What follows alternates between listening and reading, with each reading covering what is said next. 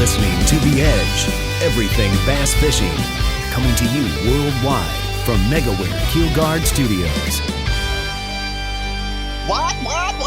Here we go, Aaron. Another episode of BassEdge Radio. Dude, November 1. I gotta give a quick shout out, Aaron, to the veterans of the world. Yes, November 11th, which, is in the foray of this episode's featured time frame, November 1 through November 15. So wanted to give a big shout out to the veterans, thank them for their service and what they've done to continue to make America what it is today.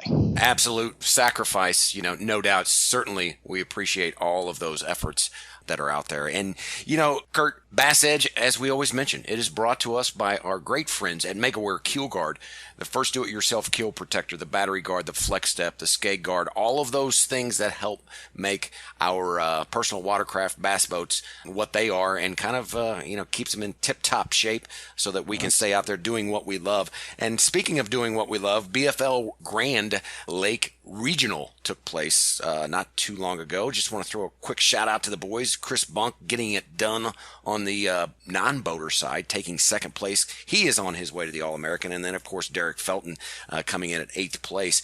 And, very cool to have that local flavor. Love the local Missouri flavor. Yeah. There's a lot of the Ozark division did pretty well. A lot of them going to be going to Hartwell again. So that'll be neat. We'll be following that. I believe that's going to be next May there, Kurt. And I also think there was a Bass Fishing Hall of Fame ceremony that took place. Yes, absolutely. The Bass Fishing Hall of Fame. Man, what a year class. Shout out Tommy Biffle, Kathy Fennell, of course, previous BASS tournament director back in the day, Dewey Kendrick, the late Aaron Martins, Steve Quinn, who came from, I think it was in Fisherman, that, kind of Minnesota. Right. And then, of course, Lonnie Stanley. Everybody has thrown a Lonnie Stanley lure at some time in their life, from the Stanley wedge to the Stanley jig, the ribbit. Just a lot of cool stuff that all of the class of 2022. Certainly a bunch of legends in that group, no doubt. Absolutely. Great to have them part. Wish I was a part of the Hall. Aaron, can you pull some strings? How do I get in the Hall of Fame, bro? Yeah, no connections there. The greatest podcast of all time? Possibly. Aaron Martin, Kurt Dub, Hall of Fame. We got to start lobbying for this, dude. We do. And I have zero connections on that front, Kurt. I'll just be honest with you. Okay. Well, I did want to mention something else, kind of along the same lines of legends in our sport. Ray Scott, of course, passed away back in May. But last month, first time maybe I've ever seen this, type of thing shown live in our industry. But it was the celebration of life for Mr. Ray Scott, the founder of BASS. Maybe we could all say the founder of competitive tournament bass fishing. No doubt. But it was a really cool ceremony they had. You can watch this on video through bassmaster.com. I'm sure they fired it on their YouTube channel as well. But it's great to see guys like Johnny Morse, Bill Dance, Roland Martin, Bob Cobb, so many others, kind of pay some respects and tell some great stories about Ray Scott. So I encourage all BassEdge listeners to check that out. And, so cool. And speaking of Bass, BASS, Bassmaster, that is, we, I believe, have 12 qualifiers that have been named to the elites from the Opens. We have. We're going to get some of these qualifiers on the airwaves, but shout out to folks that have been on the show before. Keith Poche qualified, John Sukup qualified, Brad Hallman, and we will bring in some of these other new faces. So excited to see some new blood in the Elite Series for 2023, and some blood new but old blood. So it's cool to see some guys like Poche and Hallman that have been in the Elite Series before come first full circle back around into it. We'll see how that plays out for those guys, but excited for it. And speaking of Brad Hallman, we've come across some interesting information. Brad, close friend of the show. We're going to break down with Brad coming up right now in a segment about power for your boat. What's the minimum standard you need with the new electronic setups? And what is a ultimate system set up. Y'all stay tuned. We'll be right back with more BassEdge Radio. Nitro Performance Bass Boats. Get pro-level performance with the Nitro Z18, the official boat of Major League Fishing. The Z18, with its nimble handling and versatility, sports many of the features in the larger boats in the line, like a Guardian live well, a heavily insulated cooler, dual 8-foot rod storage, and our smooth and fast NVT hull.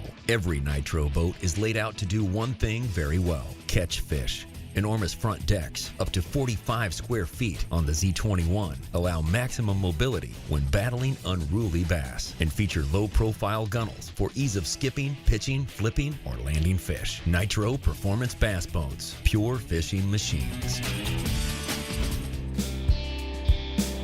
You know, Aaron, we had a great conversation with Pro Guide Batteries earlier this year on powering your rig and what types of batteries are there for the consumer's choosing. Man, I got to tell you, since then, I personally had my own power struggles and really started bouncing them off some of the other anglers because I wasn't ready to kind of invest in a new system or exactly what kind of new system I would need to run a solid electronic setup. But since then, I talked to Brad Hallman, new BASS Elite Series angler, I might add. Congratulations, Brad. But Yes, sir. I had a wonderful chat, wanted to bring this information to all of our BassEdge listeners. So here we are on some additional ideas about how to power your boat. Bottom line is, if you're going to go all in on the new generation of electronics, essentially meaning having 2 units up front with a live unit dedication, the other unit up front with your GPS and your sonar system, and then your console unit having the GPS and sonar system.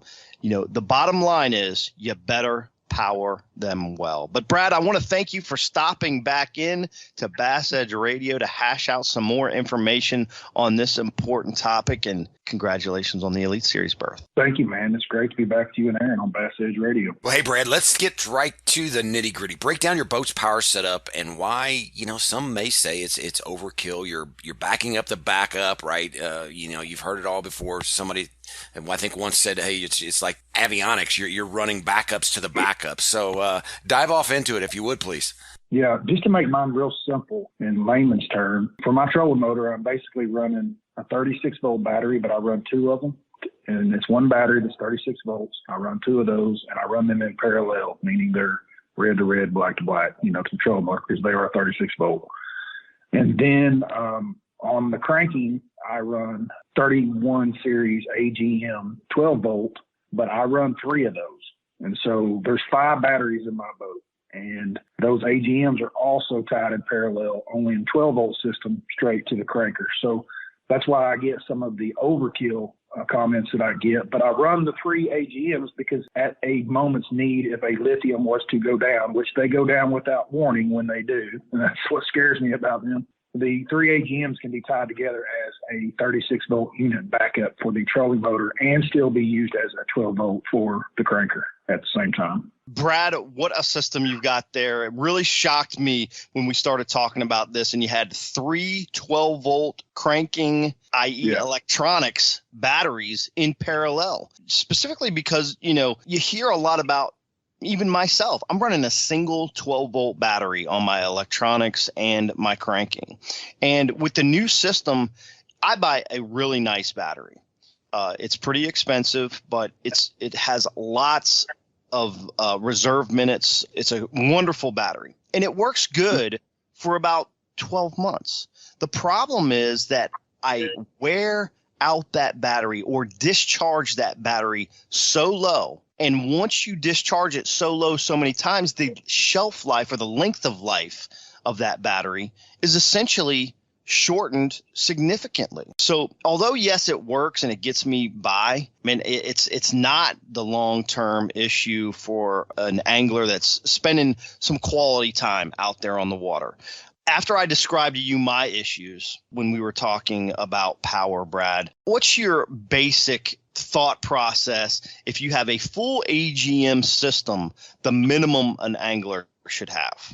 Well, it's pretty easy, and we need to look at this so like your listeners are not thinking that we're trying to sell them batteries, because we're not. The things that have really changed here is quite honestly the trolling motors become brushless and wireless. They use less power than they used to. But what we've done is we've added these new, bigger, and more powerful electronics. And even if you don't have 3 of them or 4 of them, they still suck more electricity than what the older units used to.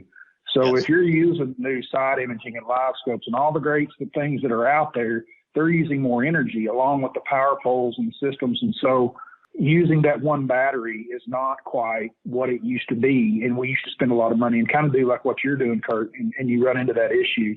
I think the minimum, if you were asking if we were going to use an acid system, you don't even have to buy the 31 series. You could go down to the 29, I believe, to one size down from it.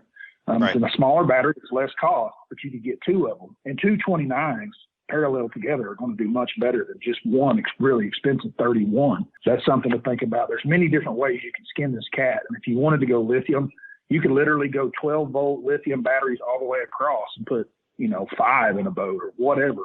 It depends on what you want to spend, but you can definitely do not have to spend the money for lithium to get this done. There's many ways to do it. You just need more power. And 2 smaller ones together are better than one really expensive big one. Well, Brad, one of the things that I appreciate about you go deep into a lot of things, which is why you're on here all the time helping us educate, the listeners. But going deep into kind of your system and knowing that it would last you for years to come, cost breakdown. I'm kind of a big numbers guy, and so are BassEdge listeners. When you look at AGMs to replace every 2 years versus lithiums that will last for, let's say, 8 years, I would assume. If you had 5 batteries at $300 per AGM, that's $1,500 every 2 years, or 8 years is $6,000 for the AGM side of the equation, versus kind of what you were speaking of, the 3, lithiums at 1,000 per, 12 volt times 2, 3,000 per 36 volts, or 5,000 over 8 years. Is that kind of along the lines of what you came up with? Yeah, and I hadn't compared, and I'll be honest with you, Aaron. I'm running my lithiums, the first ones that I purchased. We got them in kind of a group deal. It wasn't a sponsorship deal or anything. And we purchased 2 for $1,400, I think. And that came with the charger. That was a bargain 5 or 6 years ago. I'm still running those 2 same lithiums today. So they've got 5 years on them. And that's 5 years of me using them. So they've been all over the country 5 times. And that's something exactly what you're getting at. You look at that, and most of these lithium battery companies, just like ProGuide you were talking about, they're 10-year warranties, 10 years. And I'm discovering that, after 5 years of use in my boat, they do have longevity. And I've had no issues. So if they are installed correctly and wired correctly, yes. Lots of things can work in your favor in the long run financially if that's the route you decide to go. Right. I want to also add that when you're looking at the AGMs versus lithium, yes, the cost up front obviously is much greater with the lithium.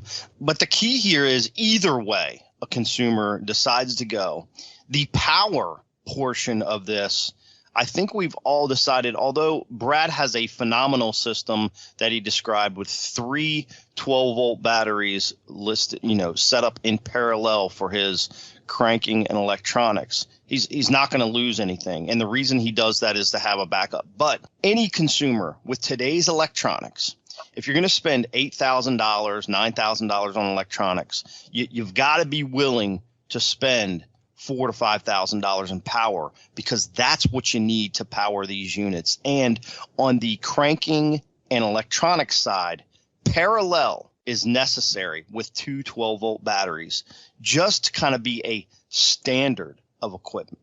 Like Brad said, it could be a 229 group 29 lead acids. It could be 2, maybe 80 amp hour 12-volt batteries would probably work really well. But Brad, there's also been some new technology with the lithiums since this. You can get the 100 amp hour. Even some battery companies offer a 120 amp hour. So this is all changing technology. Obviously, we talked about that with Aaron, like we mentioned. Go back and listen to our previous episode that talks about the types of batteries and the systems that are out there. But really wanted to dive into this, obviously, for the listeners, letting them know if you're working off 1 lead acid or 1 12-volt lithium for your cranking and charging, your length of life is going to be pretty short.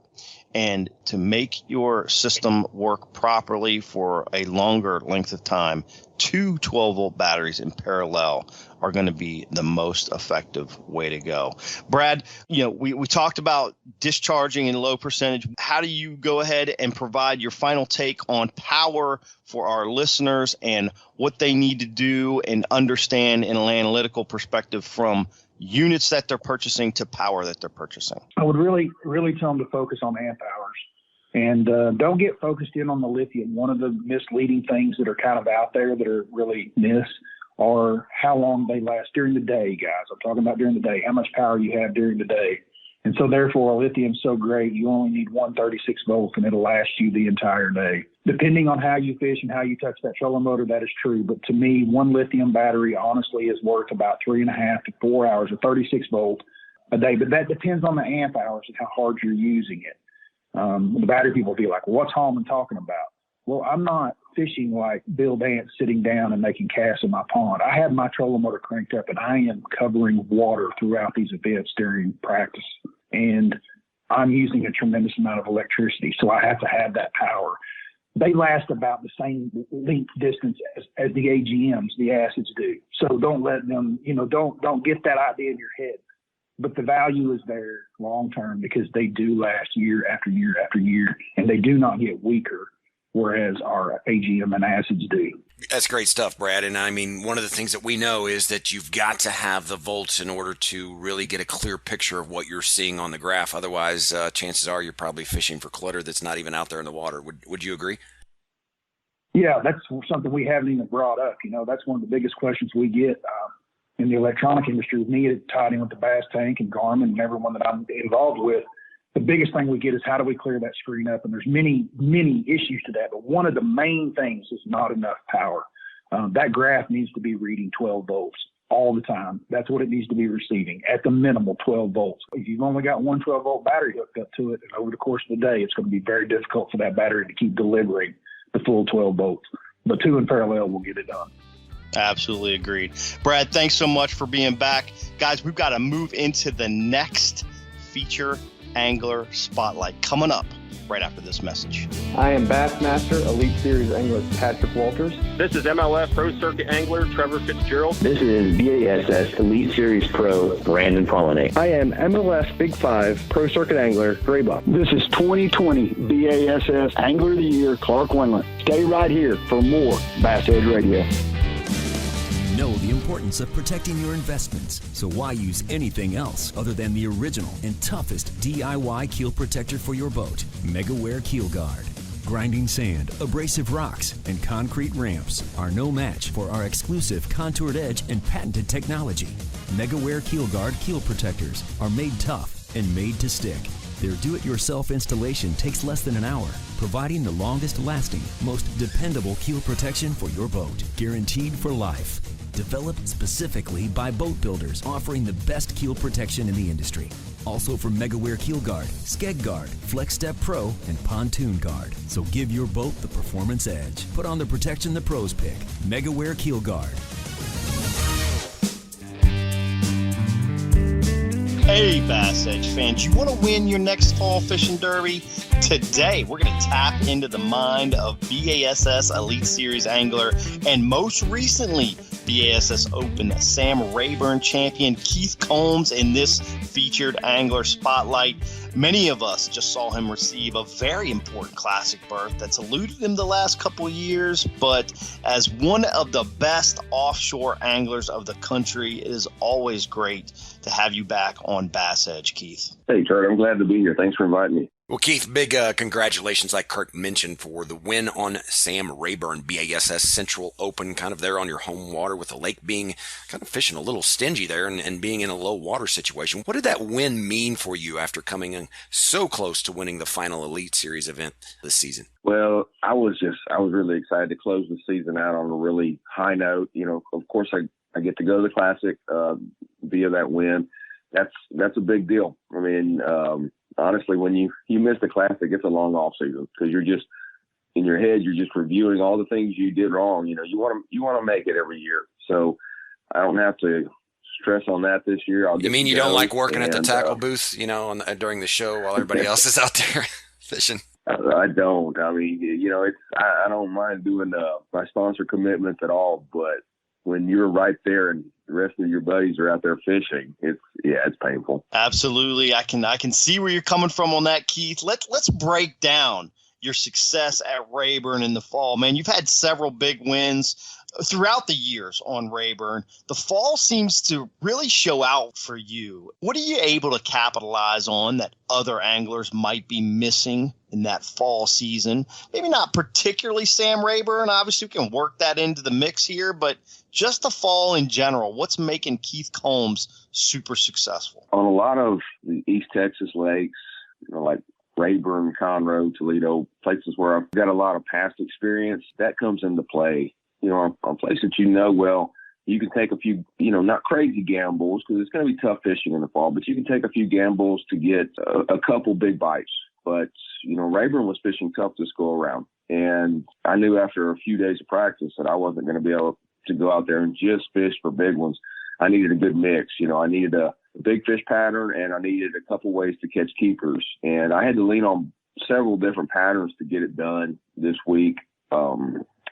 And I think that was key, not just being locked into one thing. You can do that in the fall, but the lake's got to be fishing good. And Rayburn wasn't fishing good this past week, so I had to have multiple patterns. So talking about multiple patterns, what about kind of when you look at brush versus, say, structure versus grass? How do you make the determination of how to spend your practice time in preparation for a tournament in the fall months, Keith? Well, at Rayburn, I sampled a lot of brush, man-made brush in practice, and I found that the fish really didn't want to be in it. I caught a couple of big fish, but it was a tough bite. So, like I said, I caught a couple big fish, and I did check a few places every day, but I wasn't very successful in the tournament fishing man-made stuff. So I found fish on offshore structure, on some good hard spots near creek channels. And I also fished grass with a bladed jig, a striking thunder cricket. So I had all three of those patterns going on, and I needed every bit of it to catch enough to win. Keith, when you're spreading yourself out like that with different patterns based on obviously necessity, how the fish are setting up, trying to catch the quality of fish to win an event, knowing that it's tough to get a big bite, do you try to determine a section of the lake, or are you running a lot of history on that and it just doesn't matter where it is because you like an area like Rayburn or a lake like Rayburn, you have, I'd say 1,000 days on the water out there, maybe hundreds, but whatever it is, it's a heck of a lot more than most people have. So are you trying to concentrate in an area of the lake that you feel like is firing better that you've noticed in practice, or is it just running the whole lake itself? I did this week. In the last time we had an open here, I was literally fishing a 25-mile stretch of lake, running in and hitting a place really quick and moving on. But it's not easy to do that at Rayburn at this lake level. Even knowing the lake, there's a lot of stuff that I'm not comfortable running because of the stumps that are showing up. So I didn't fish a lot of the extreme north end or a few creeks that I normally have on my milk run, just because it takes a long time to get in and out of those places. So I did actually find, two main creek arms that I could, I could catch fish fishing offshore, and I could also slide up and fish a couple little key places in the grass. Looking back on it, that was a good call because we had that big wind. Like I said, it's hard to get around. Yeah, it was hard to get around anyway just because of the stumps. But then when you combat that 30-mile-an-hour wind, it was, really really nice just to be able to go fish deep for a little bit. If that wasn't working, go up and fish shallow. And, looking back, that was a good call. But, yeah, I had two main areas that I really focused on this week. So breaking down the structure, we kind of understand hard spots. You're talking about spots with maybe some gravel, shell. Is there shell beds at Rayburn? There's probably some, but it's more like what we get is a real hard clay. So the lake is low, but it's been lower than this two times. And a lot of times what happens is an area gets like a hard break or something like that, the top of it gets exposed during a low water period. Okay. And the wind just really sweeps all that clay off there, and there's like a real hard spot. You can see on some of the main lake points now that are getting exposed, you'll see it's like a rock, but it's not really rock. It's more of a clay, but when you bring your bait through, it's really, really hard. And I found a couple of those areas. I had two that were holding fish. They wouldn't stay on them and feed all day.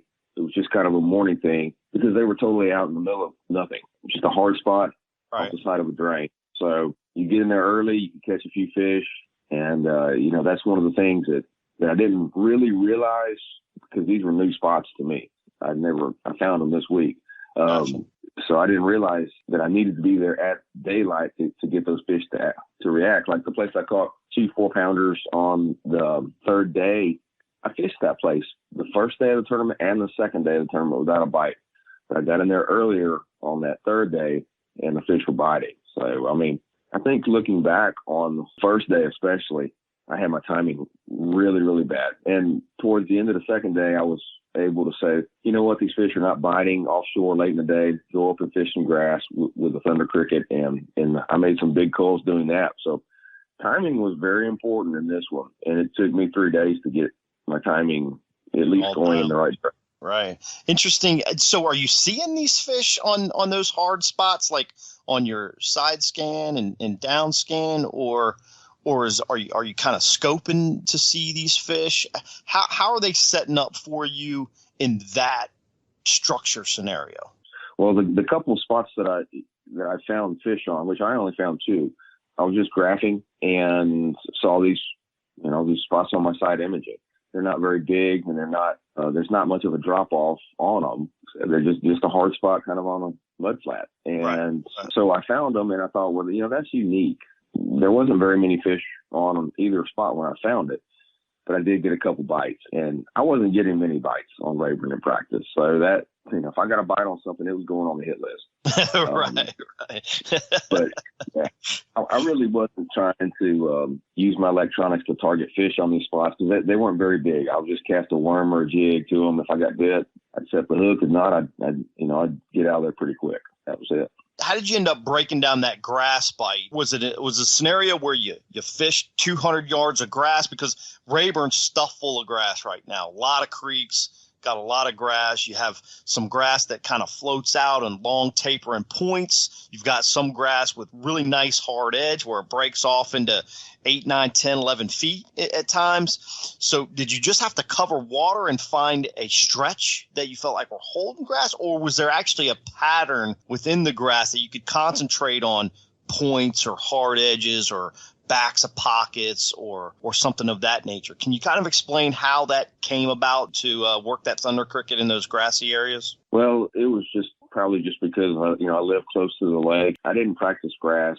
all week during my practice period, but last month we were going out for fun trips in the evening, just piddling around, and we would just go fish grass. And so me and my wife would just go and fish some grass, and the fish were biting really good. That last hour before daylight, they would show themselves. And, I just never thought I would need to go and fish those areas in this tournament because I didn't feel like those were the caliber of fish. But once it got going and I saw how tough it was and thought, well, really no need to go practice those areas. I know there's probably going to be a few fish in them. There's probably going to be a lot of anglers in them. But when I drove by them in the tournament, there was nobody in those couple little stretches of grass that had fish, and the fish were still there. They'd been there for a month, and it wasn't nothing special. Some of them have a little ditch. One area got real patchy grass, so it had like just more clumpy stuff. So it had a lot of voids in between the grass, a lot of sand spots. But yeah, just some places I've been hitting this past summer for fun. And so can we credit Jennifer for part of this win then? Can you tell me that? Yeah, those are her grass lines. Yeah. Those are her grass lines. I like it. That's freaking awesome. Yes, sir. Keith, last question before we go to break. When you're breaking down techniques, how does forward-facing sonar factor into your decisions now? I mean, obviously, you're probably best known for cover fishing, right? Brush piles. Here, obviously, you're fishing some new stuff, admittedly. Some structure out there that isn't generally on your Rayburn I love that word, that lingo, your hit list, right? So how does forward-facing sonar factor into Keith Combs' decision on presentations and how to be effective out there on the water? Well, I think it's a great tool, and in some places it's magical. Like some of the places that we go and fish for smallmouth, a lot of times if you see a fish, if you're in a smallmouth area and you see a smallmouth, it's a smallmouth. Rayburn's a little bit of a different type place because it's got so many different kinds of fish in it. If you go to a place that's got bass, well, it's probably got catfish, drum, sand bass, big gizzard shad. It's got a variety of other fish there on the same spot. So that's what you got to watch on Rayburn. Just because you're seeing fish, it does not mean that that's bass. And just because you're seeing fish look at your bait, it doesn't mean those are bass either. It's a different kind of place. But I have Humminbird Mega Live on my boat, and I can look way out and I can see the brush pile, or I can scan around a spot. And if I'm not seeing anything, I don't stay very long. I might make one or two casts if I'm not seeing any kind of activity. So it helps in that sense, but I'm not out there, targeting, seeing one fish and casting and casting and casting and trying to catch that fish. I don't fish that way here. So it's a great tool just to see the activity level on a spot. It's a great tool to make those accurate casts. Like one area I fish, it's just a few isolated stumps on a ridge, and it makes casting that crankbait and hitting those stumps easier than ever before, because I can line up perfectly and know exactly how far that stump is from the boat and watch my bait come right by it, hit the stump. Instead of making 20 casts, I'm making 3 casts and I'm out of there. So it's a great tool for improving your efficiency for sure. Awesome. Great info there. Breaking down the fall bite here on BassEdge Radio with BASS Elite Series angler Keith Combs. We're going to quickly power pole down for a break. Hang in there. We'll be back in a jiffy after these short messages. Patented in 2000, perfected over years of testing and real-world punishment, the Power Pole is the ultimate shallow water boat positioning tool. Swift. Power Pole deploys in seconds from anywhere in your boat. Virtually silent, Power Pole won't spook wary fish. Secure in strong current or gusting winds in up to 8 feet of water. Engineered to take it with a lifetime unconditional replacement guarantee on the spike. Power Pole, swift, silent, secure. Visit powerpole.com to find a dealer near you.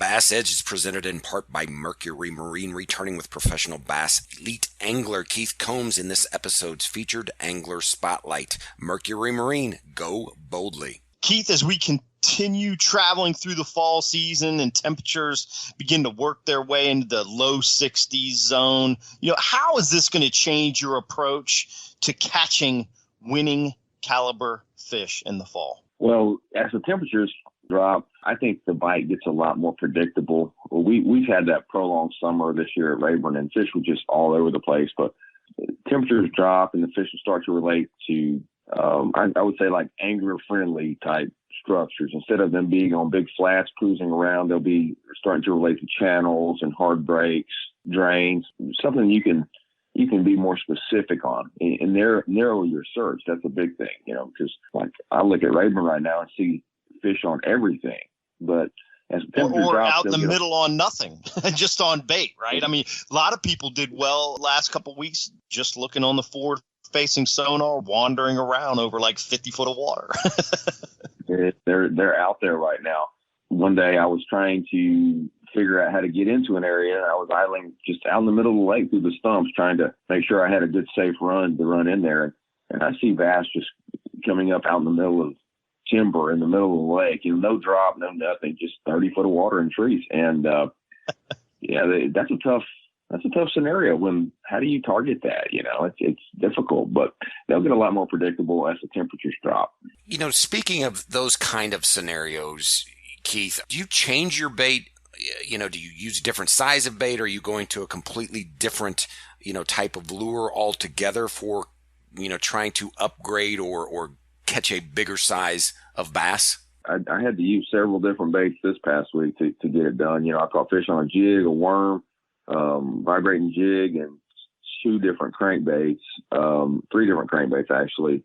So it took a lot of change up to get things to go. I tried different colors and different sizes of worms on several different spots to get a couple extra bites. It never hurts to change. And I'm not sure I was ever perfectly dialed into exactly all the right colors and the right baits this week because it was tough for me. But it doesn't hurt. You know, I mean, when fishing's tough, I've seen several times where I have, say, a co-angler in my boat or a buddy fishing with me, and he's throwing something a little bit different than I thought would work and getting a lot more bites.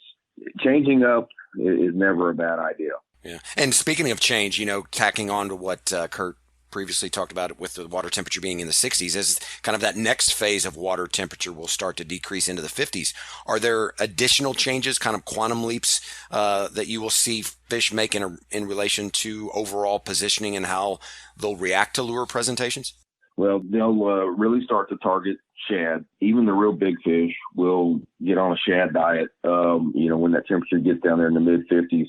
So a lot of times I'm able just to say I can throw a crankbait that looks like a shad or tail spinner or a spoon or something like that really resembles a shad very well. Whereas in this tournament, I had to throw baits that imitated several different types of forage. So that pattern will get a lot more defined as the winter goes on, and those bigger fish get off of whatever they're trying to feed on, and they just solely target shad. So, yeah, it becomes a lot easier going out and fishing in November and December around here because your options get a little bit more limited, and that's nice. Keith, do you feel like part of that is because those bait fish that you're seeing out there, kind of as you mentioned, out there in the middle of nowhere, very hard to target? As the water decreases, are they sucking in to these other areas you're talking about, the structure spots more effectively, the drains more readily? Is that what's kind of grouping these fish up a little bit? And if so, what is it that triggers those shad? Is it the lower temps? Yeah, it's going to be temp. So what you'll see is, you know, we're getting a cold front today. Well, first off, like in September, those shad, they're from top to bottom. And you'll see lots of fish blowing up on the surface. And then you get a couple cold fronts, and those fish, the shad, are in the same areas, but they just get a little bit deeper. Then when the temperatures get out of the 70s and start hovering in that upper 60s, then you'll start to see the shad actually start relating to structure again, like channels and hard breaks. Mm-hmm. But when that temperature drops into the 50s, all of the shad will go to the deepest parts of a channel, you know, and get in those channel bends in that 20, 25 foot range. And it's easy feeding for the bass. They'll school up again and they'll target those shad that are pushed into those channels because they're trying to stay warm. There you go. Yeah, that kind of wrapped that great into there. Easier for the anglers, too, when they're all bunched up together like that rather than being crazily scattered like they have been the last few weeks. Keith, you've had some unbelievably consistent seasons over your career. I remember the days when Keith was, 300 to 400 hours on a motor in a season, kind of learning new bodies of water as you competed on the Elite Series, originally coming from, the FLW Tour and having some really solid performances there. Then, these AOY continuous seasons of top tens and Keith Combs' name was always in that mix. The last couple years, a little rocky, maybe. How will you revamp things to recontend for an AOY title in 2023 on the Elite Series? Yeah, the last couple have definitely been a struggle for me, but not all in a bad way. I've had very inconsistent seasons, right? But I've also been in the mix to win a couple times and actually have won a couple tournaments. Absolutely. I don't know that I can change a whole lot to get back to those more consistent seasons. I am going to do some more pre-practicing and things like that this year than I've been able to do in the past. We've just had a lot going on. But, some of the fisheries, like we're going to fish Okeechobee and we're going to go to Seminole, Murray, some places I haven't been to in a while. And I'm going to make pre-practice runs this winter again, just to kind of see those places, get a visual of, what I want the fish to be doing when I get there. And that helps me a lot. Just riding around, just kind of looking at things and knowing what's around the next corner. I don't want to go to Okeechobee and say, well, where's the hydro? I want to know where it's at before I get there. So that's one thing I'm going to do. This schedule, when I look at it on paper, it lines up better for me. I've had some really good finishes on the Tennessee River back in the early part of my career, but and when I say Tennessee River, I'm talking like our usual stops like Chickamauga, Pickwick, Guntersville. But the last few years, I've struggled on those places. And honestly, what it boils down to is a lot of the stuff that I had success doing years ago just doesn't work anymore. Those places get so much pressure. I think those fish are so conditioned that, they're not always out there on those ledges like they used to be and things like that. So I got to get a little bit more responsive in that sense. But the good thing is we don't have those places on our schedule for 23. So, right. I'm looking out there. That's great. Hey, Keith, talking about hours on a motor, that's a lot of time, a lot of experience on the water, just life experience, tournament experience in different situations, different parts of the country. Give me your thought, your overall perception of how it just seems like in this day and age, we have this whole new generation, younger generation of anglers just really making some noise and moving up into the sport's top ranks, much quicker than we've seen in the past. Yeah, there is. There's a lot of, especially like if you look at the Opens and really anywhere, there's a lot of really young kids that are out here doing it. And, like me and Kurt were getting started, you didn't see that, and I think that you can credit a lot of that to college fishing, high school fishing. 20 years ago, that wasn't there. And so, a young fisherman never really got exposed to tournament fishing the way that he can now, so he might have went on a different career path 20 years ago. Now he gets in there and says, this is my deal. I want to be a fisherman. If his family can help him get there, support him and are willing to do that, then he's got a better avenue than ever before. And, I think that's just something that you always see as far as you mentioned electronics. The younger people are always up to speed on electronics a little bit more. But, I don't think that forward-facing sonar is something that it seems that way right now. It seems like, well, it's, you got to have it or you can't compete. But it'll be like every new phase. There'll be niches where you better be using it or you're going to get beat. And there'll be times where if you're using it, you're going to get beat. So it's just, right now it's the new thing. A lot of guys are making a lot of noise about it, but this is bass fishing and there's always phases and fads, and some things work good for a few years and then they kind of stop working. So that's just how it works in the sport. Yeah. I was talking with Brad Hallman. He had also a good finish there at Sam Rayburn. He made a comment to me that if it wasn't for forward-facing sonar, he wouldn't have done as well as he did. Now, you might perceive that as, Brad was out there using forward-facing sonar. Well, that was actually just the opposite case. Brad was up fishing shallow grass, similar to some of the fish that you were catching, Keith. And he felt like if there wasn't forward-facing sonar, there would be so many more people fishing shallow on the grass that some of the later in the day fish that he caught would not have been potentially available because somebody would have already been through that area 2 or 3 times. But because there's so many people now offshore, that has become something that didn't get as much pressure and allowed him to catch more fish later in the day in a totally different pattern because forward-facing sonar was keeping other people off the bank. So great point there, Keith, about adjustments in the sport, how fads continue to take place, but it's not always that you have to follow those fads. It could be that it's opening doors in other areas. So kind of an interesting. Absolutely. I believe that. And he made a great point there. I mean, you think about the Alabama rig. When it hit the scene, and this is kind of a hard comparison, forward sonar and Alabama rig, but just try to follow me there. When it hit the scene, it was if you weren't throwing it, you couldn't compete for a while.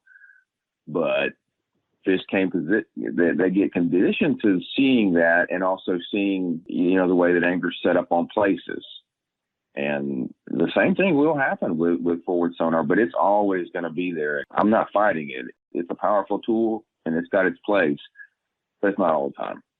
Right. All right. Great conversation. We're going to go into our Midway USA gift card giveaway, our listener question segment brought to us by Nitro Performance Bass Boats. This question came through our Ask the Pros, BassEdge.com web link. Bob Kuntz out of Minnesota asks, how important is crankbait wobble in the fall and winter, and what should I look to be using in what conditions? Keith, what can you tell Bob about cranking in the fall and winter and the wobble? wobble? And that's a good question. The wobble or the action of the bait. I try to consider water temperature and also the size of the fish that I'm targeting. So what I mean by that is warmer waters, say the early fall, a lot of action because the bait fish is going to have a lot of action. And we get into later fall or cooler temps, everything's going to start to slow down. So I'm going to go to a tighter action and maybe fish my bait a little bit less aggressively. And when I mention targeting big fish, a lot of times I believe that the biggest fish are going to react to a wide wobble, a hard-hitting crankbait. So keep that in mind. If you're fishing Rayburn, maybe a harder wobble. If you're fishing bull shoals or something like that, you might get into a less aggressive bait. That's my best advice on that. Yeah, good stuff. Thanks for sending in that question, Bob, and very enlightening to get Keith's response on that topic. Bob, we do need one more thing from you, and that is to simply log on to BassEdge.com, which you sounds like very familiar with. Click the Claim Your Prize tab, fill out the information, address, and let us know that you heard Keith answer your question right here on episode 387 to receive your Midway USA gift certificate, where there is all things fishing and all things outdoors. Reminder, Bass Edge listeners, keep firing in those questions to the show. We'll get them answered to you by some of the absolutely best anglers in the industry. Can't go wrong with shooting a question to us here on Bass Edge Radio and hearing it taken care of right here on the program. Well, Keith, super excited for your accomplishment. Getting it done there at Rayburn on really is just stingy conditions there a couple weeks ago, and securing that Bassmaster Classic berth. Some last words as we begin to conclude today's interview. Well, yeah, it's great to go into this off season. It's going to be a short off season. But yes, as I already began to think about, next year and next season and the Classic, it just makes it a lot more enjoyable finishing out with a win. So I'm excited, and thank y'all for having me on the show today. I really had fun talking to y'all. Absolutely, Keith. Thanks for hanging with us. Look forward to watching out on the water next year. Certainly be tuning in to the Classic down there at Loudon Tellico. Hopefully you can make some noise there as well. Everybody hang right in there. Aaron and I are going to be right back with a few concluding thoughts on this episode of Bass Edge Radio. You know the importance of protecting your investments, so why use anything else other than the original and toughest DIY keel protector for your boat? Megaware KeelGuard. Grinding sand, abrasive rocks, and concrete ramps are no match for our exclusive contoured edge and patented technology. Megaware KeelGuard keel protectors are made tough and made to stick. Their do-it-yourself installation takes less than an hour, providing the longest-lasting, most dependable keel protection for your boat, guaranteed for life. Developed specifically by boat builders offering the best keel protection in the industry. Also from Megaware KeelGuard, Skeg Guard, Flex Step Pro, and Pontoon Guard. So give your boat the performance edge. Put on the protection the pros pick. Megaware KeelGuard. The PowerPole Charge Marine Power Management Station is the most advanced system of its kind available on the market. It does the work of 3 devices, a traditional battery charger, a charge on the run, and an emergency start system, all in one compact unit. The Charge lets you run your boat's accessories the way you want to run them by allowing you to monitor and control your power usage through the PowerPole app. It automatically devotes power to the batteries that need it the most for maximum efficiency. The new Charge from PowerPole. Power where you need it, power how you need it, power when you need it. Kurt, Keith has been on here numerous times, great fisherman, but man, you put him on Sam Rayburn when it's fishing that stingy. Is there any wonder that he wins the tournament to qualify for the Bassmasters Classic? No, not initially.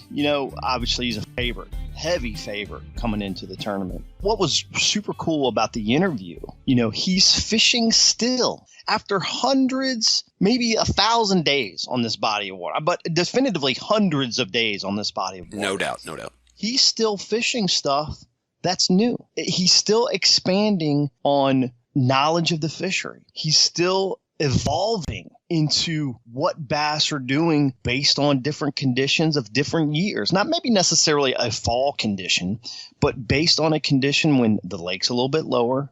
Some of his stuff isn't working nearly as effectively as it has in the past. You think of 46 pounds to win, he averaged a little over 15 a day. Right. That's tough bassing, but he was able to make the adjustments, fish hard structure areas, stuff that really I'm not saying it's not his forte, because it is, but he's fishing new spots, he specifically said in the interview. I think that is really profound. It is, and it was also very profound when he was talking about, because of the lake being low, he's like, man, I didn't want to go in those places. That's kind of scared me. And I'm like, oh boy, if that guy with that kind of those kind of days on the water was scared to navigate the logs and the trees and everything else, you and I'd be a little bit beyond puckered on that one. Well, when he was saying that, and I said, well, didn't a lot of us get very lucky? And isn't in some cases ignorance bliss? Because right. I have no clue about a lot of those things. And I think some of it's safe. Now, of course, I watch my P's and Q's. I'm not running all the way to the back end of a pocket or something like that. But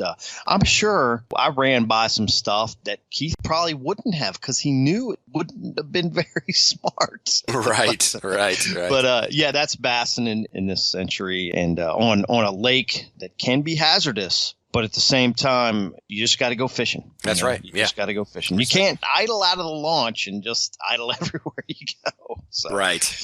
Well, and I also appreciated, it's always good having Brad Hallman on. I mean, he's covers so many topics for us, but just kind of looking at that battery supply, because you and I have talked about it a lot before. We've got the power pole charge system. That thing does wonders. But if you have a faulty battery, right, it's not a miracle worker. You've still got to make sure that you've got the right power source moving from there. And I thought Brad did a good job on that. Wonderful job. From my own trials and tribulations, BassEdge Nation, if you're running 2 units on front, one for live scope, one for your down scan and GPS stuff, and then a unit or 2 on the console. Save yourself agony. Run 2 12-volt batteries in parallel for your electronics and cranking system. It's going to save you in the long run of plenty of heartache, because I've had it. So yes, you have. Well, Kurt, again, another great episode, another great show of BassEdge for the November 1st as we head off into making our way towards the end of the year. First Thanksgiving, and next we'll be talking about Christmas gifts, Kurt. Yeah, it's all going to be fired up here real soon, man. I'm excited about next month's show. We're going to break back into some more kind of end of season tournament activity, and it's going to be a lot of fun to see how things kind of shake out for the remainder of 2023. All right, for Kurt Dove, I am Aaron Martin. Be sure to stay on all things BassEdge through our social media and certainly the website BassEdge.com. We look forward to joining you again in 2 weeks, November 15th, episode 388. So long, everybody.